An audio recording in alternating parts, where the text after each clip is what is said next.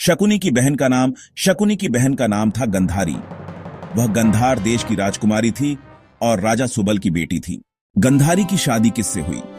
गंधारी की शादी हुई हस्तिनापुर के अंधे राजकुमार धृतराष्ट्र से। धृतराष्ट्र पांडु और विदुर के बड़े भाई थे। गंधारी की शादी धृतराष्ट्र से क्यों हुई? कुरु और गंधार राज्यों के बीच रिश्ते सुधारने के लिए यह राजनैतिक विवाह किया गया।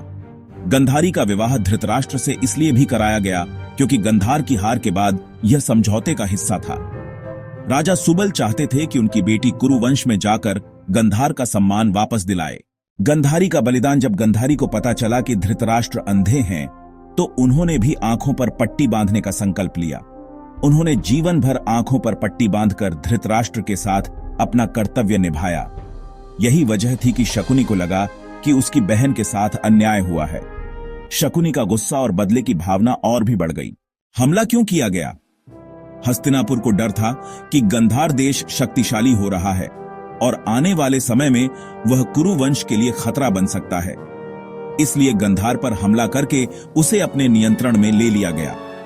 राजा सुबल और उनके पूरे परिवार को जेल में डालकर उन्हें बहुत कम खाना दिया गया ताकि धीरे धीरे वे मर जाएं।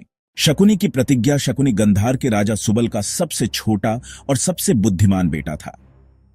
जब राजा सुबल का अंत समय आया, उन्होंने शकुनी से कहा, बेटा, इन कुरुवंशियों ने हम पर अत्याचार किया है, तुम इनसे बदला लेना। राजा सुबल ने शकुनी से यह भी कहा कि वह अपनी चतुराई और राजनीति से कुरुवंश को अंदर से खत्म करे।